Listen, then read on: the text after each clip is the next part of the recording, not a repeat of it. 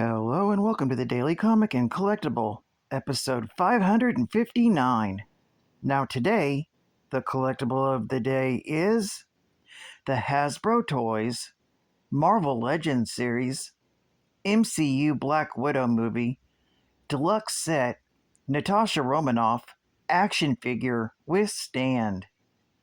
This figure was inspired directly from the Marvel Cinematic Universe's Black Widow movie, and the figure is in the likeness of Scarlett Johansson. Natasha Romanoff reunites with a group of spies from her past to stop a lethal force.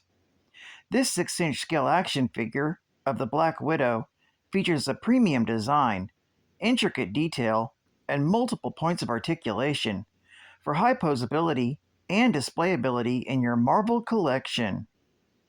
This high-quality realistic 1/12 scale action figure also includes a clear, flexible stand, which can hold the figure in just about any pose. Stand also features peg holes to attach included accessories. Box includes Black Widow action figure, 5 blast effects, 2 explosion effects, 2 wrist gauntlet blast effects, 2 handguns, 2 scythe weapons, body harness for your weapons, 4 interchangeable hands, and the clear action stand for posing and display. Released in 2020 by Hasbro Toys. Now, the comic of the day is Uncanny X-Men, Volume 1, issue number 268, with a cover date of September 1980. This is the facsimile variant released in March of 2024. With story by Chris Claremont, art by Jim Lee, and cover by Jim Lee. This story is titled Madripoor Nights. The story opens in Madripoor, 1941. A fledgling Captain America comes to the aid of a Russian who is being attacked by hand ninjas. Both of the men are rescued by the help of a newcomer who makes the island his home and hates the Hand, Logan. After they win the battle, Logan takes them to a bar named Seraph's, where he accidentally bumps into and spills his drink on Baron von Strucker and another Nazi, almost starting a fight. Luckily, the fight is stopped before it starts by the feisty bar owner, Seraph. The Russian, Ivan Petrovich, tells them that the Nazis and the Hand are planning an alliance, and that they've kidnapped a child in his charge, Natasha Romanoff. A little later, the 3 men attack the Nazi limousine, which holds the young Natasha. One Nazi intends to kill the girl rather than give her up. However, Logan throws himself between Natasha and the gun, seemingly sacrificing his life to save hers. Ivan and Cap decide to take Natasha to the American consulate instead of following Logan's plan. Unfortunately, the consul is working with the Nazis and sells them out. In the Hand hideout, they learn that the Hand's intentions is to make Natasha a master assassin, with their first test being the murder of her would-be rescuers. Fortunately, they are all rescued once again by a very much alive Logan, who takes them to a getaway plane. Back in the present, the Black Widow went to Madripoor as a favor to Nick Fury to learn everything about a meeting between Fenris, the twin offsprings of Baron Strucker, and Suryaba, the new leader of the Hand. She ends up caught in a trap by the Hand, but ends up being rescued by Wolverine, Psylocke, and Jubilee.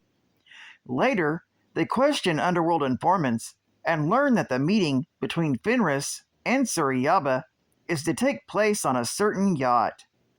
They infiltrate the yacht and take out the gangsters, but find out that they are imposters. The real meeting took place somewhere else in the meantime, meaning this whole trip was a ruse and a complete waste of time. This story is continued in the Uncanny X-Men, issue number 269. Geek Fact: this issue is considered a key issue for actually many reasons. It's considered an iconic cover by artist Jim Lee.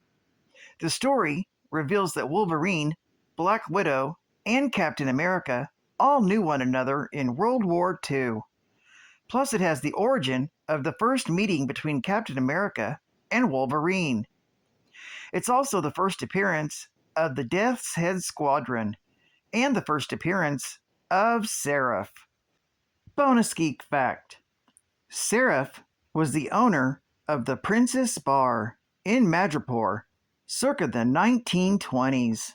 On behalf of Romulus, she seduced a young James Howlett and taught him a certain brand of murder, how to kill with subtlety and style. Seraph was Logan's handler off and on for a number of years, spanning some of World War I to World War II. At some point, after Logan became Wolverine, Seraph had an encounter with Sabretooth while working with Logan and Viper. She was allegedly killed by Creed after transferring a debt to Logan that he would perform any act Viper asked of him in her name. Despite appearances, Seraph survived well into the present day and formed her own team of all-female mercenaries and bodyguards. Strange, but true. They see me rolling on my Segway. I know in my heart they think I'm too white and nerdy. Think I'm too white and nerdy. Think I'm too white and nerdy. White and Nerdy, the second single from Weird Al Yankovic's album Straight Outta Linwood, parodies Ridin' by Chamillionaire and Crazy Bones. But few people know this comic was featured in the song and the video. I've been browsing inspecting X-Men comics, you know I collect them. The pins in my pockets, I must protect them. My ergonomic keyboard never leaves me bored. State-of-the-art gaming. New for Nintendo. Narc. No one had the guts until now. You are Max Force. Your mission: bust Mr. Big and destroy the dreaded criminal empire. Seize all contraband, stolen money, and illegal weapons. Use rocket bombs, high-powered machine guns, apprehend all suspects, protect the innocent, and punish the guilty. Stop at nothing. Only from Acclaim. And final geek fact: Natalia Alyanova Romanova, English Natasha Romanoff, aka the Black Widow, was a former Russian KGB agent. She was trained by the Red Room as part of the Black Widow's ops organization to be the ultimate super spy. She defected to the United States of America from the Soviet Union to join S.H.I.E.L.D.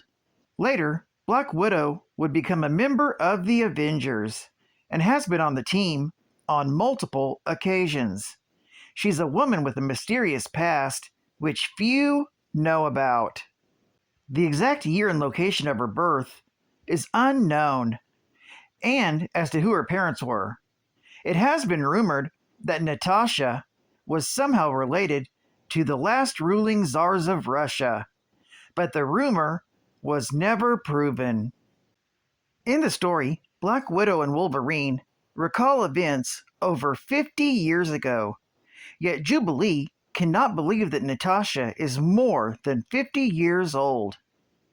This story may be the first to explicitly state that Natasha has an unusually long lifespan as a product of the Black Widow's Ops program.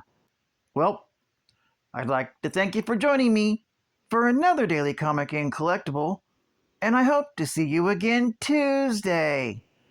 This is Cat Fan Comics Man, and I'll catch you on the flip. Over and out.